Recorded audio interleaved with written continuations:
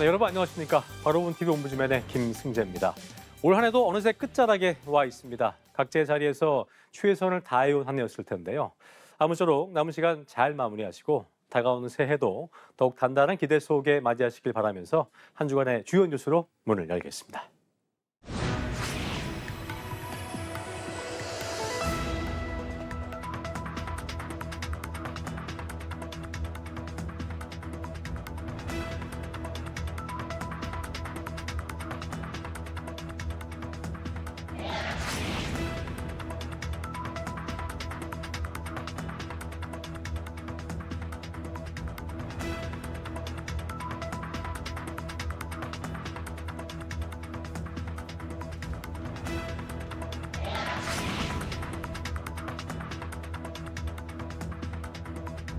워싱턴과 합의된 한국의 핵잠수함 개발 계획은 조선반도 지역의 불안정을 더욱 야기시킵니다.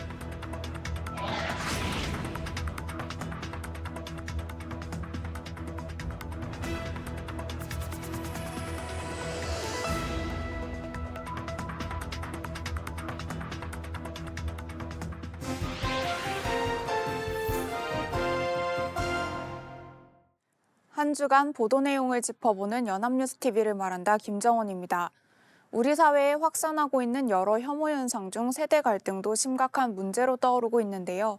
MZ, 영포티, 꼰대까지 SNS 등에서 널리 쓰이는 신조어에는 특정 세대를 향한 부정적인 인식이 묻어 있습니다. 연합뉴스TV 보도를 통해 살펴보겠습니다. 최근 직장인 커뮤니티의 한 공공기관 직원이 올린 영포티 저격 게시글이 화제가 됐습니다. 평소 후배들을 위하는 마음에서 업무 관련 글을 SNS에 올려왔던 40대 공무원은 느닷없는 지적에 근무지에서 자신감을 많이 잃었다고 말했습니다. 젊게 사는 40대에서 세대를 비하하는 용도로 쓰이게 된 영포티, 표현 하나에 세대 전체가 움츠러들기 시작했습니다. 직장인들은 영포티라는 말을 듣지 않도록 조심해야겠다는 자기 검열을 하게 됐다고 말합니다. 세대를 조롱하는 표현은 영포티가 처음이 아닙니다. 20대를 통칭하는 MZ세대라는 표현도 어느 순간 MZ스럽다는 멸칭으로 변질됐습니다. 청년들은 더 이상 MZ로 불리고 싶지 않다고 말합니다. 60대 이상도 꼰대 소리를 들을까 모든 행동이 조심스럽습니다. 한 어르신은 꼰대로 불린다면 어떨 것 같냐는 질문에 자기들은 안 늙냐며 반문했습니다. 전문가들은 세대 간 갈등이 실생활보다는 주로 SNS를 통해 조용히 일상생활에 스며든다고 지적합니다. 온라인을 중심으로 세대를 비하하는 표현이 퍼지며 부정적인 이미지가 덧씌워지고 있습니다. 이는 실생활에서 말과 행동을 위축시키며 세대 간 소통의 장애물로 작용하고 있습니다. 이 보도는 세대를 비하하는 호칭이 각 세대에 미치는 영향을 당사자들의 목소리를 통해 생생하게 전달했습니다. 영포티, MZ, 꼰대라는 표현이 자기 검열로 이어지고 세대 간 소통을 가로막는 현실을 구체적인 사례로 보여주며 SNS를 통해 확산되는 세대 갈등의 실태를 잘 드러냈습니다. 다만 현상 전달에 그쳐 원인 분석과 해법 모색이 부족했습니다. 보도는 세대를 비하하는 표현이 퍼지고 있다는 현상을 보여줬지만 왜 이런 표현들이 생겨나고 확산되는지, 세대 간 갈등의 구조적 원인은 무엇인지에 대한 분석은 없었습니다. 또한 세대 간 소통을 회복하기 위한 사회적 노력이나 전문가들의 제언이 함께 제시되었다면 문제 제기를 넘어 갈등 해소를 위한 논의를 촉진할 수 있었을 것입니다. 올해 건설 현장 산재가 이어지자 건설사들도 이를 막기 위한 대책 마련에 분주한 모습입니다. 특히 안전사고 예방을 위해 사물 인터넷과 인공지능 등 스마트 기술을 현장에서 적극 활용하고 있는 모습인데요. 연합뉴스TV 보도를 통해 알아보겠습니다. 아침 조회가 한창인 수도권 아파트 건설 현장에서 안전관리자가 주의사항을 전파하자 미얀마어와 중국어로 실시간 번역이 이뤄집니다. 외국인 노동자를 위해 도입된 AI 통역 시스템입니다. 사람이 직접 로프에 매달려 육안으로 해왔던 외벽 균열 점검은 이제 AI 기술이 탑재된 드론의 몫입니다. 안전상의 위험과 작업자 숙련도에 따른 품질 편차 문제를 해결할 수 있게 됐습니다. 건설사 본사 안전관제 상황실에서는 사물인터넷 기술을 통해 전국 모든 현장의 안전관리 정보 확인과 고위험 작업에 대한 집중 관리가 24시간 가능해졌습니다. 위험 지역에 근로자가 출입하면 즉시 현장 관리자에게 시정 명령이 내려집니다.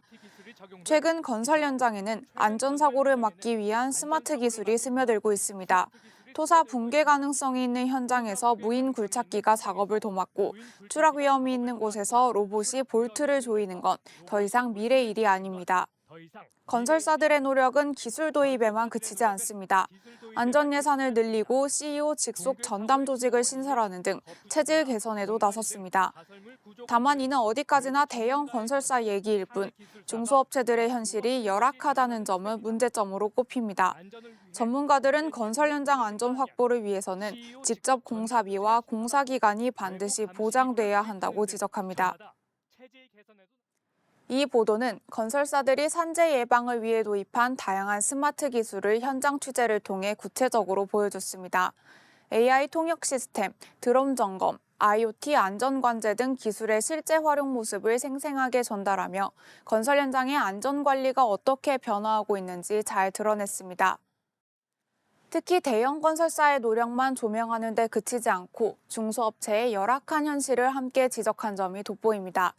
안전이 자본력 있는 대기업만의 전유물이 되지 않도록 정책 지원이 필요하다는 제언은 적절했습니다. 다만 중소업체를 위한 구체적인 지원 방안이나 정부의 정책 계획 등이 함께 소개되었다면 문제 제기를 넘어 실질적인 해법 모색에도 기여할 수 있었을 것입니다. 한국소비자원이 SK텔레콤 해킹 피해 고객들에게 10만 원 상당을 보상하라고 조정 결정을 내렸습니다. 이 결정이 받아들여지면 전체 보상 규모는 2조 원을 넘을 것으로 추산됩니다. 일단 SK텔레콤은 신중히 검토하겠다는 입장을 내놓은 상태입니다. 연합뉴스TV 보도를 통해 알아보겠습니다. SK텔레콤 해킹 사고가 발생한 지난 4월로부터 약 한 달 지난 지난 5월, SK텔레콤 고객 58명은 해킹 피해 보상을 요구하는 집단 분쟁 조정을 한국소비자원에 신청했습니다. 약 7개월 만에 한국소비자원 소비자분쟁조정위원회가 내놓은 결정은 각 신청인에게 1인당 5만 원의 통신요금 할인과 5만 포인트를 지급하라는 것이었습니다. 위원회는 SK텔레콤이 조정 결정을 받아들이면 집단 분쟁 조정에 참여하지 않은 다른 해킹 피해자 전원에게도 같은 보상이 이뤄지도록 절차를 진행할 계획입니다. 해킹 사고 피해자가 약 2,300만 명이니 한 명당 약 10만 원을 보상하면 전체 보상 규모는 약 2조 3천억 원이 됩니다. SK텔레콤 3분기 매출의 거의 60% 수준입니다. SK텔레콤은 그동안 해킹 사태에 대해 여러 차례 사과를 했습니다. 다만 이번 조정안에 대해서는 면밀히 검토하고 신중히 결정하겠다는 입장입니다. 2조 원이 넘는 보상금 규모, 이미 지출한 1조 원 이상의 비용, 개인정보보호위원회가 부과한 과징금까지 고려했을 때 조정안 수락은 쉽지 않을 것이란 관측도 나오고 있습니다. SK텔레콤은 조정 결정서를 받은 날로부터 15일 이내에 수락 여부를 답해야 합니다. 이 보도는 한국소비자원의 조정 결정 내용과 전체 보상 규모를 구체적인 수치로 명확히 전달했습니다. 다만 피해자 관점이 부족했습니다. 보도는 보상 규모가 SK텔레콤에 미치는 재정적 부담을 상세히 다뤘지만 정작 2,300만 명에 달하는 피해자들이 입은 실질적 피해나 10만 원 보상이 적절한지에 대한 논의는 없었습니다. 개인정보 유출로 인한 2차 피해 우려나 피해자들의 목소리, 전문가들의 보상 적정성 평가 등이 함께 제시되었다면 더욱 균형 잡힌 보도가 되었을 것입니다. 청소년들이 SNS 이용에 매일 2시간 30분 또는 그 이상을 쓰고 있다는 통계가 나왔습니다. 전문가들은 청소년들의 SNS 과몰입 현상에 주목하며 사회적 논의를 통해 문제 해법을 마련해야 한다고 강조합니다. 연합뉴스TV 보도를 통해 살펴보겠습니다. 올해 1월부터 11월 국내 10대 이하 스마트폰 이용자가 가장 많은 시간을 소비하는 플랫폼은 유튜브로 하루 평균 1시간 38분 정도였습니다. 이어 인스타그램으로 하루 평균 49분을 사용했고 X 36분, 틱톡 30분, 카카오톡 18분 등이었습니다. 전문가들은 청소년들이 SNS에 과몰입하는 현상에 주목하며 사회적 논의를 통해 문제 해법을 마련해야 한다고 강조합니다. 앞서 호주 정부는 세계 최초로 16세 미만 아동 청소년의 SNS 이용을 차단하는 정책을 펼치기도 했습니다. 이 보도는 청소년들의 SNS 이용 시간을 구체적인 통계로 보여주며 과몰입 문제를 제기했습니다. 플랫폼별 이용 시간을 상세히 제시해 청소년들이 어떤 서비스에 얼마나 시간을 쓰는지 명확히 전달했고 호주의 규제 사례도 소개했습니다. 다만 문제 제기에 그쳐 심층 분석이 부족했습니다. 보도는 청소년들이 SNS에 많은 시간을 쓴다는 현상을 전달했지만 이것이 청소년들의 정신건강이나 학업, 대인관계에 어떤 영향을 미치는지에 대한 구체적 분석은 없었습니다. 또한 호주 사례를 언급했지만 그 정책의 효과나 논란, 국내 적용 가능성에 대한 논의도 부족했습니다. 전문가 의견이나 청소년 학부모의 목소리, 실효성 있는 대응 방안 등이 보완되었다면 단순 통계 전달을 넘어 사회적 논의로 확장할 수 있었을 것입니다. 올해 서울 지역의 아파트 매매 가격만큼이나 무섭게 치솟은 건 월세 비용입니다. 10-15 부동산 대책으로 이른바 갭 투자가 차단되고 전세 대출 문턱도 높아진 게 주 원인으로 꼽힙니다. 연합뉴스TV 보도를 통해 살펴보겠습니다. 서울 송파구의 한 대단지 아파트 월세는 10-15 부동산 대책 발표 전보다 10% 넘게 뛰었습니다. 토어구역으로 묶인 뒤 나온 매물 비중도 월세가 전세를 추월했습니다. 올해 서울 아파트 월세 상승률은 관련 집계 시작 이후 처음으로 3%를 넘었습니다. 규제 발표 이후 월세가 더욱 가파르게 올랐습니다. 전문가들은 전세 대출 규제로 월세를 선택하는 수요가 증가했고 전세 매물 품귀 현상이 월세 가격 상승으로 이어졌다고 분석합니다. 지난달 서울 아파트 월세는 평균 147만 6천 원이었습니다. 4인 가구 중위소득이 600만 원 가량임을 고려하면 소득의 20%를 매달 월세로 내야 하는 겁니다. 전문가들은 내년에도 지금의 전월세 가격 상승세가 그대로 유지될 것으로 전망했습니다. 이 보도는 서울 아파트 월세가 역대 최고 상승률을 기록한 현상을 구체적인 통계와 현장 사례로 명확히 전달했습니다. 다만 정책의 부작용을 지적하는 데 그쳐 해법 논의가 부족했습니다. 보도는 10-15 부동산 대책이 월세 급등으로 이어진 과정을 설명했지만 이러한 부작용을 완화하기 위한 대책이나 논의는 제시하지 않았습니다. 월세 부담 완화를 위한 정부의 지원 방안이나 전문가들이 제안하는 단기 대응책 등이 함께 소개되었다면 문제 지적을 넘어 해결 방안까지 모색할 수 있었을 것입니다. 지금까지 연합뉴스TV 시청자 평가였습니다.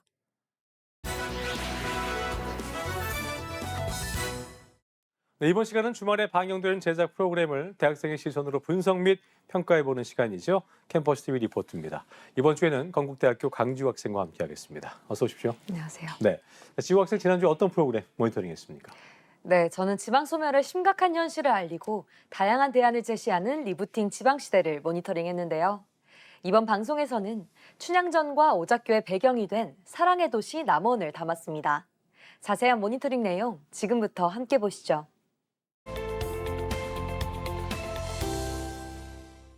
이번 방송에서는 수백 년 전부터 영혼함을 잇는 중요한 길목, 지리산과 섬진강을 두른 축복받은 터전인 전북 남원의 인구소멸 위기 해법을 담았습니다. 춘향전의 배경이 된 남원은 오늘날 경부선과 호남선 철도 그리고 고속도로 대동맥에 포함되지 못하면서 산업화 시대 대규모 공업단지 유치에 실패하는데요. 번영의 기회는 흘러갔고 대신 남원은 관광산업으로 버텨왔습니다. 그러나 지방 소멸이라는 거대한 그림자가 국가 전체를 뒤덮는 상황에서 남원도 이를 비켜갈 수는 없었는데요. 특히 봄, 가을 등 성수기가 지나면 남원을 찾는 사람들이 줄어듭니다. 해가 막 저문 시간인데도 추어탕 거리는 한산합니다. 전통과 소설 속 세계로 들어갈 수 있는 남원의 자랑, 광안루원을 찾았습니다. 입장료를 냈더니 절반을 남원 사랑 상품권으로 돌려받았습니다. 광안루가 있는 광안루원 안으로 들어오자 바로 앞에 500년 동안 광안루를 지켜온 향나무가 맞이해 주는데요. 12월의 광안루원은 마치 휴관인 것처럼 관광객을 보기 쉽지 않습니다. 광안루원은 황희정승이 남원에 유배됐을 때 이터에 누각을 세운 뒤 점차 조경이 확장되며 오늘에 이르렀는데요. 강물을 끌어 은하수란 이름의 연못을 만들고 연못 안에 신선이 사는 3개의 섬을 구현해 놓은 달나라 궁궐도 만들었습니다. 뿐만 아니라 춘향전도 빼놓을 수 없습니다.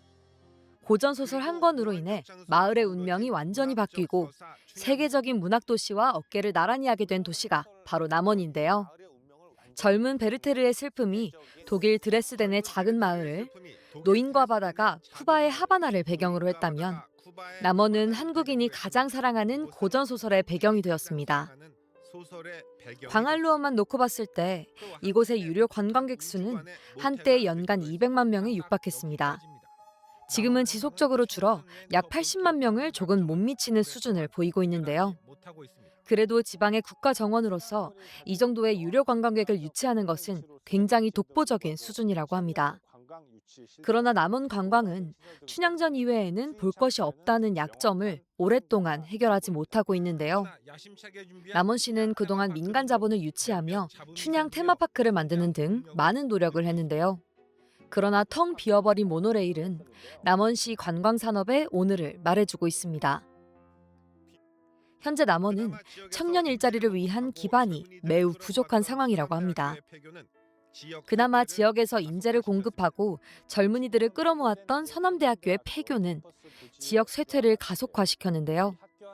학교 하나가 없어지면서 파생되는 지역사회의 부정적인 영향은 생각보다 너무나 컸습니다. 지역의 대학 같은 큰 기관 하나가 사라지게 되면 기초지자체 같은 경우는 스스로 이를 해결할 수 없을 만큼의 공백에 휘청이게 됩니다. 그렇게 쇠퇴하던 남원에 한 줄기 빛이 찾아왔습니다. 신임 경찰관 교육 수요가 늘며 연간 5천 명을 대상으로 교육을 실시하는 제2경찰학교 후보지 중 한 곳으로 선정된 건데요. 제2경찰학교는 현재 전국 44개 시군을 대상으로 공모를 진행해 남원시와 아산시, 예산군 3곳으로 좁혀진 상황인데요. 후보지 중 한 곳인 남원시 운봉읍을 찾았습니다. 이렇게나 넓고 평탄한 땅이 이대로 방치되어 있다는 사실 자체가 놀랍습니다. 재정 자립도가 취약하고 자생적인 도시 기능 회복이 어려운 상황에서 지역 주민들은 국가기관 유치 외에는 답이 없다고 말하고 있습니다. 결국 공공기관 유치는 도시의 흥망성쇠를 가르는 승부수이기에 지방 소멸기에 펼쳐지는 치열한 공공기관 유치전들이 지역 경쟁이 아닌 국가 균형 발전의 토대가 되기를 바라며 이번 방송은 마무리됩니다. 네, 모니터링한 내용 잘 봤습니다. 지우 학생 이번 리부팅 지방시대 보면서 어떤 점이 가장 와닿았어요? 네, 저도 몇 년 전 춘향전의 배경이 된 광활루를 방문하기 위해 남원을 찾은 적이 있었습니다. 테마파크부터 걷기 좋은 공원과 맛있는 추어탕까지 한나절 정도 놀기에는 정말 좋은 곳이었지만 장기적으로 체류하기에는 부족한 점들이 있었습니다. 이 부분에 대해 리부팅 지방시대에서 정확하게 짚어준 것이 인상 깊었습니다. 그랬군요. 또 한국의 미를 가득 담고 있는 남원이 제2경찰학교 부지로 선정되기 위해 노력하고 있는데요. 지방 소멸기에 놓인 남원 주민들의 절박한 모습도 볼 수 있었습니다. 천년고도 전북 남원의 인구 시계가 다시 움직이길 바랍니다. 저도 남원의 부흥을 기대해 보겠습니다. 지금까지 경북대학교 강지우 학생과 함께했습니다. 고맙습니다. 감사합니다.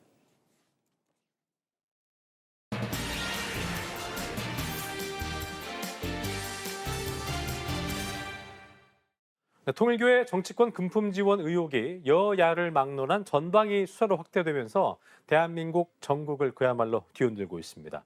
대통령의 종교단체 해산 언급부터 언론사별 엇갈린 논조까지 오늘 TV 비평에서 관련 내용 자세히 짚어보도록 하겠습니다.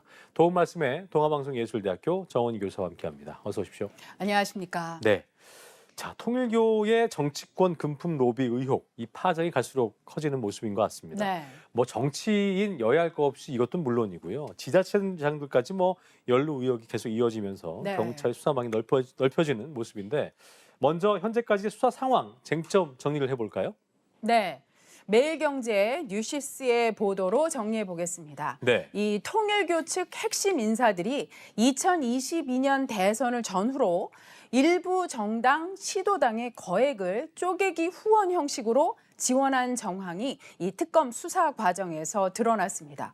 또 통일교 윤영호 전 본부장이 특검에 국민의힘과 더불어민주당 전현직 의원들에게 현금과 고가의 선물 등을 제공했다는 취지의 진술을 한 것으로 알려졌습니다. 이에 경찰이 교단 내부 자금 흐름을 추적하면서 핵심 인물들을 잇따라 소환을 하고 있는데요. 예. 경찰은 지난 17일 서울 구치소에 수감 중인 이 한학자 총재를 직접 접견을 해서 한 3시간 동안 조사를 했고, 같은 날 오후에는 이 한학자 총재의 최측근으로 알려진 금고지기 김모 씨도 참고인 신분으로 불러 조사했습니다. 예. 18일에는 통일교 전 비서실장이자 교단 실세로 꼽히고 있는 정원주 씨를 소환 조사했고요. 19일에는 이번 사건의 핵심 피의자로 지목된 전재수 더불어민주당 의원을 불러서 14시간에 걸친 고강도 조사를 벌였습니다. 지난 23일 계속해서 통일교 관계자들을 불러 조사했습니다. 예. 시사저널의 보도에 따르면 민중기 특검팀이 확보한 통일교 관계자들의 녹취록을 통해 교단 차원의 이 조직적인 20대 대통령 선거 지원 의혹이 제기된 바 있습니다. 또한 윤 전 본부장은 무속인이죠. 이 건진법사 전성배 씨를 통해서 김건희 씨에게 고가의 목걸이와 가방 등을 건넨 의혹으로 처음 검찰 수사 선상에 올랐습니다. 이후 특검 수사 과정에서 윤 전 본부장이 권성동 국민의힘 의원을 상대로 대선 지원을 약속하고 불법 정치 자금을 건넨 정황 등이 포착됐습니다. 윤 전 본부장은 지난 2022년 3월 당시 당선자 신분인 윤석열 전 대통령을 독대해서 교단 현안을 청탁한 의혹도 제기가 됐습니다. 통일교 한학자 총재는 이와 관련해서 지시 혹은 승인한 의혹으로 지난 9월 구속된 상태입니다. 한 총재 등 이 핵심 간부는 이번 사건 관련 정치자금법 위반 또 청탁금지법 위반 등 혐의로 재판을 받고 있습니다. 예. 여야는 통일교의 전방위적인 정치권 로비 의혹과 관련해서 별도의 특검 추진에 합의했습니다. 그랬군요. 자, 권성동 의원의 구속으로 수세에 몰렸던 국민의힘이 이번에는 여권 인사들 연루 의혹으로 적극적인 네. 공세에 나서고 있는 모습인데 정치권 대응에 대해서 언론이 어떻게 좀 전하고 있습니까? 매우 시끄러운 상태죠. 네, 연합뉴스의 보도에 따르면 국민의힘과 개혁신당은 지난 21일 통일교와 여야 정치권 모두에 대한 수사와 함께 제3자가 특검을 추천하는 방식의 통일교 특검 추진에 합의했습니다. 이후 더불어민주당이 지난 22일 여야 정치권의 금품 수수 의혹을 파헤치기 위해 보수 야당이 제안한 이른바 통일교 특검을 전격 수용했습니다. 이에 대해 국민의힘이 환영의 입장을 밝혔는데요. 민주당 정청래 대표는 이날 국회에서 열린 최고위원회 회의에서 통일교 특검과 관련해 못 받을 것이 없다며 국민의힘 연루자를 모두 포함해 진실을 명명백백히 밝히는 것도 좋다고 생각한다고 말했습니다. 김병기 원내대표도 통일교에 대한 특검을 하자며 여야 정치인 누구도 예외 없이 모두 포함해 특검할 것을 제안한다고 밝혔습니다. 이에 국민의힘 송원석 원내대표는 이날 의원총회에서 민주당이 보수 야당의 통일교 게이트 특검법 합의 이후 수용 의사를 밝혔고 원내대표 회동을 제안해 왔다고 전하면서 특검을 수용한다고 하니 만나서 협의를 진행하자고 말했습니다. 그랬군요. 자, 이 통일교 의혹에 대해서 진상 규명도 그렇고 수사 방향에 대해서 언론사 성향에 따라서 좀 논조의 차이를 보이고 있는 것 같은데 맞습니다. 어떤 차이를 좀 보이고 있습니까? 네, 먼저 진보 언론인 한겨레는 통일교 특검 급물살, 여야 없이 신속, 철저 진상 규명이라는 사설을 통해 가장 먼저 밝혀야 할 의혹은 통일교의 이 불법 로비 실체라고 강조했습니다. 수사가 쉽지는 않겠지만 중립적 인사를 특검으로 선정해 끝까지 진실을 밝혀야 한다고 강조했습니다. 경향신문 역시 여야, 지위, 고하 관계없이 통일교 연루 엄정 수사를 이라는 사설을 실었습니다. 통일교가 최대 주주인 세계일보의 경우 통일교 특검 수용, 정치, 종교 편견 없는 공정성이 관건이라는 제목의 사설을 통해 대통령실은 특검 도입을 환영한다며 정치와 종교 유착 의혹 전체의 진상이 밝혀지고 처벌이 이루어져야 한다는 입장을 내놓았다며 이번 파문의 본질을 정교 유착으로 규정한 셈이라고 강조했습니다. 가정연합 한국협회가 교단 차원에서 정치 권력과 결탁하거나 특정 정당을 지원해 이익을 얻으려는 계획을 가진 적이 없고 이 사태의 본질을 윤 전 본부장 개인의 독단적 일탈로 규정한 입장문 내용을 실었습니다. 특검법 취지를 벗어난 별건 수사를 하거나 소수 종교란 이유로 마녀 사냥을 연상케 하는 거친 수사로 일관해선 안 될 것이라고 강조했습니다. 예. 다음으로 보수 언론들은 주로 대통령의 여야 없이 수사라는 부분에 초점을 맞추어서 보도를 하고 있고 MBN의 보도에 따르면 윤영호 전 통일교 본부장이 한학자 총재를 위해 쓴 이른바 특별 보고가 있으며 그 양이 수천 쪽에 달하는데 이 문건을 가진 윤 전 본부장은 통일교 고위층에 다이너마이트를 가지고 있다고 말했다고 보도했습니다. 특히 지난 2017년 이후 전재수 더불어민주당 의원과 관련된 기록이 주목된다고 보도했습니다. 그랬군요. 자, 이런 상황에서 대통령이 이런 발언을 했습니다. 위법 종교단체는 해산해야 할 수 있다. 발언을 놓고 실현 가능성도 그렇고 네. 적절한 것이냐에 대한 갑론을박이 벌어지고 있는 상황인데 언론은 관련해서 어떻게 보도를 하고 있습니까? 네, 매일경제 보도부터 보겠습니다. 이재명 대통령이 지난 9일 개인도 범죄를 저지르고 반사회적 행위를 하면 제재가 있는데 법인체도 헌법과 법률에 위반되는 지탄받을 행위를 하면 해산시켜야 한다고 말했습니다. 여야 정치권에 금품을 제공하며 영향력을 행사한 정황이 포착된 통일교를 겨냥한 발언으로 해석됐습니다. 예. 이 대통령은 이날 서울 용산 대통령실에서 주재한 국무회의에서 조원철 법제처장에게 종교단체 해산과 관련한 법리적 검토 결과를 보고받았습니다. 조 처장은 조직적으로 굉장히 심한 정도의 위법 행위를 지속했을 때 해산이 가능하다고 답했습니다. 월간 중앙의 보도에 따르면 그 핵심 근거는 민법 제38조입니다. 법인이 목적 이외의 사업을 하거나 설립 허가 조건을 위반할 때 또는 기타 공익을 해하는 행위를 할 때 법인 허가를 취소할 수 있도록 한 조항입니다.